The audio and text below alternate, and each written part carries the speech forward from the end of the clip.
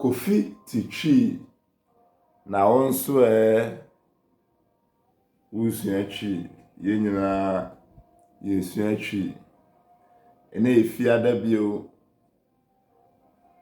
Kofi Twi adesua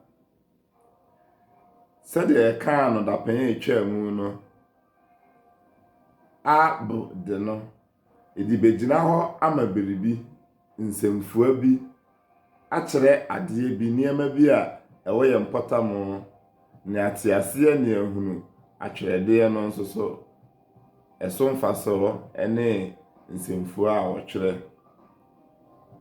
enti oba Kofi Twi nwuma mu a sede meka no pa nwuma bi ato a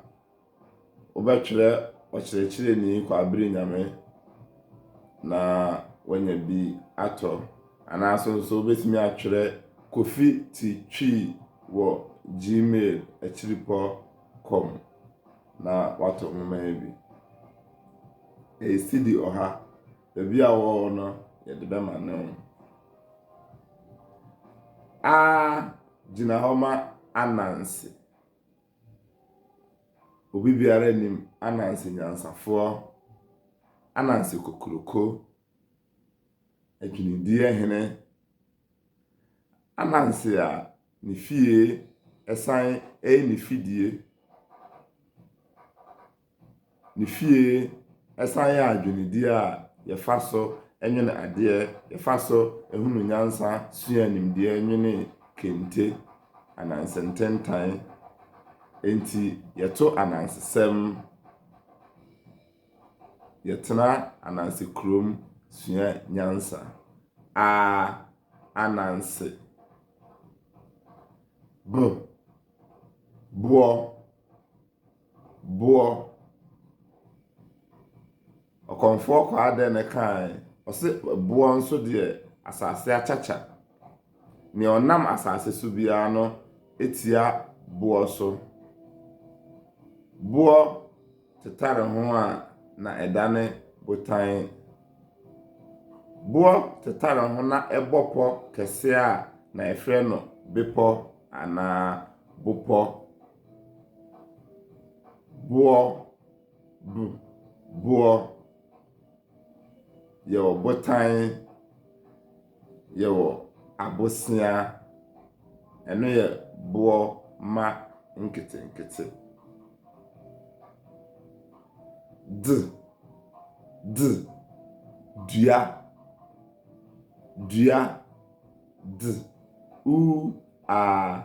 dua dua nso de yenyina yenim onipa dasani nnua yebeje mframa pa dua ase yebedidi a aduane aduaba enti dua kese eye dupont dua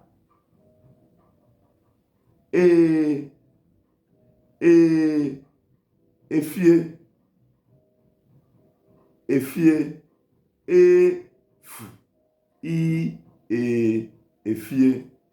efie ya bia yetena bebia be yoda abonten ebe yoda enti se ufie efie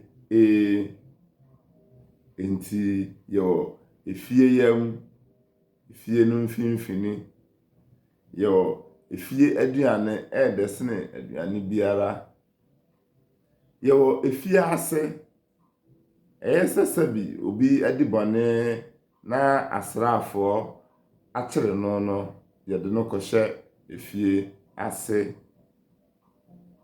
enti ene yede besi ha Anansi buo dua efie fiada biara ebesa na hia na yesua Kofi Twi open nwoma bi so ato a twere ni kwa abiri nyame